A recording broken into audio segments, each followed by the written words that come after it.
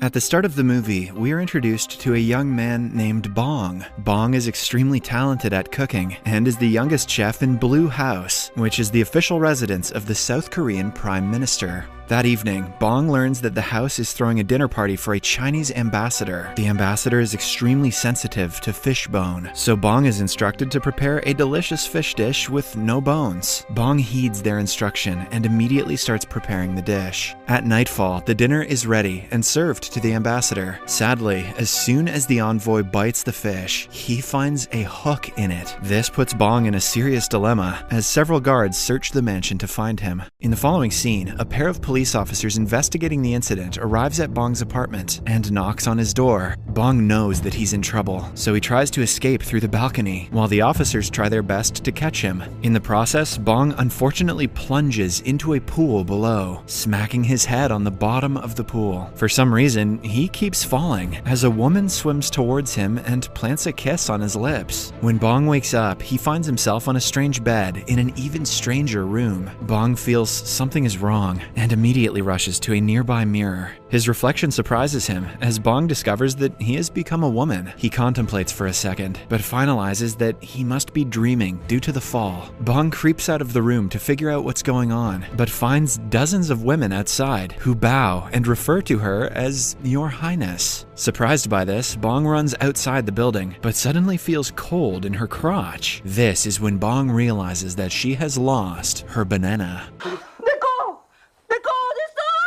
Bong is horrified by this, and initially believes that she's been trafficked into a sex change operation. However, when she observes her surroundings, Bong discovers that she time traveled to the past. The realization causes her to go into shock, and she's eventually brought back to the palace. The next day, Bong wakes up and learns her current identity from a maid. It turns out that she time traveled to the Joseon dynasty in the year 1851. Moreover, she now lives inside the body of Kim So-young, a royal ward. To make matters worse, Bong discovers that Kim is scheduled to marry King Cheoljong and become queen in the next few days. The maid also explains that her body was found floating on a lake after an unknown accident occurred. Luckily, the guard found her and brought her back to the palace. Hearing this, Bong theorizes that both him and Kim's spirits must have switched, and infers that the ticket back home is the lake. Bong asks the maid to lead him to the lake, as he plans to jump in and return to the present. Sadly, her plan to jump takes an unexpected turn, as she lands on muddy ground. It turns out that the Grand Queen ordered the palace servants to drain the lake overnight to prevent anyone from falling into the water again. Bong is disheartened by the news, but still reckons that water is the answer, so she desperately tries to submerge herself in any water source she can find. She even goes as far as inserting her head in a pail of water that is used to clean the floors. However, all her efforts prove in vain.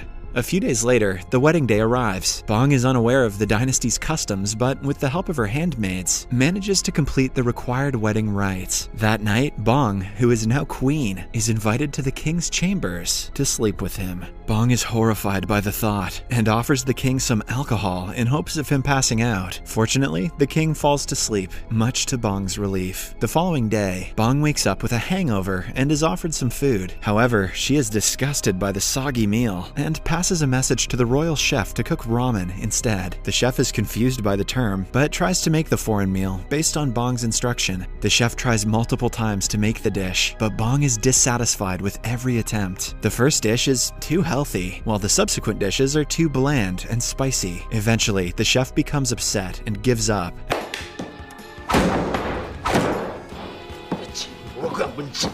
Asking Bong to cook it herself. Bong, who still remembers her culinary techniques, decides to prepare the dish herself, which is pretty sweet because she could have had that cook killed for that lip. Bong enters the royal kitchen and immediately picks up a knife. Her maid is worried because the queen has never attempted to cook since her childhood. Hence, the maid, alongside the other servants, expect her to make a mess of the kitchen. However, Bong starts cutting the vegetables with great speed and precision, much to the servants' surprise. She cuts everything perfectly and at the right size, ultimately cooking a perfect dish. Bong takes the ramen back to her chambers and enjoys the meal with her right-hand maid. Back at the kitchen, the chef is envious of Bong's cooking ability qualities and proposes that the food simply looks good but doesn't taste nice. To test his theory, the royal chef tries the leftovers remaining in the pot. However, as soon as he has a bite, he is amazed with how good it is, so much so that he even drops his damn spoon.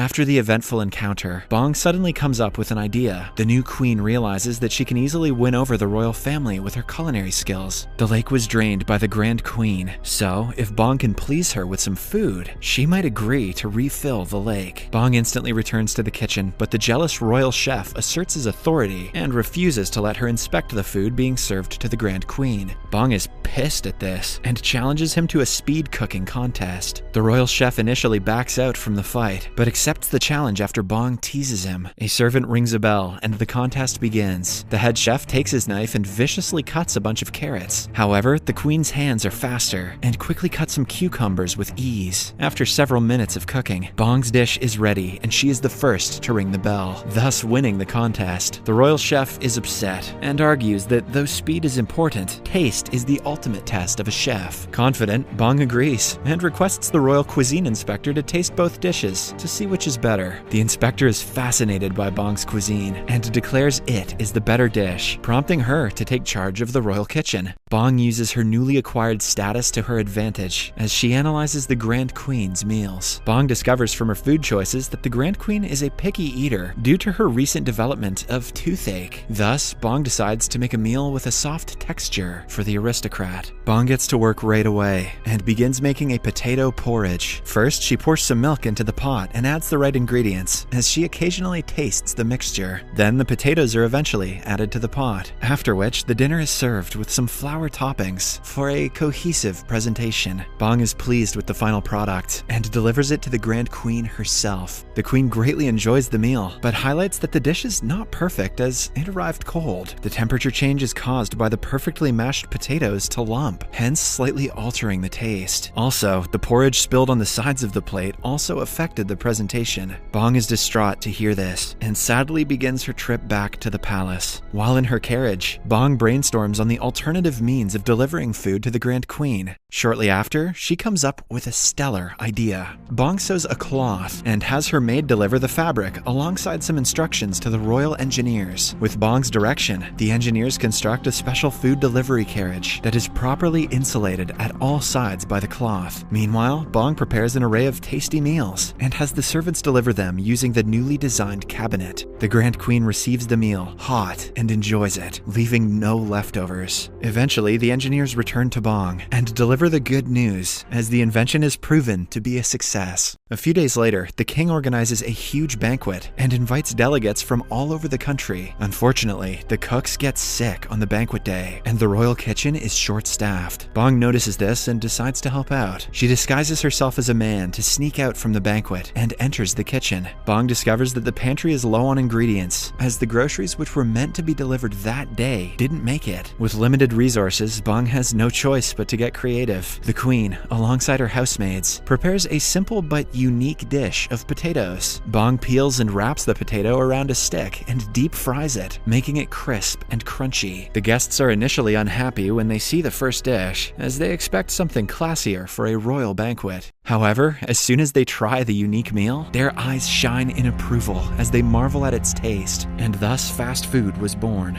Bong's second dish is a bit more tasking, as there's no meat in the kitchen. She creatively decides to use beans to make a veggie burger with a tomato relish at the sides. Bong is pleased with her invention and names it MCDONALD. Inspired by the modern McDonald's itself, the dish, just like the potato serving, is a smash hit as the guests savor the mouth-watering cuisine. For the final meal, Bong creates a classic jelly dessert, but with a twist. She writes special messages on the jelly sticks and calls them fortune jelly, as you get to read your fortune after you're done with the dessert. The guests enjoy the classic jelly and have fun reading their respective fortunes. Despite the initial hiccups, the banquet turns out to be a smash hit, thanks to Bong's cooking.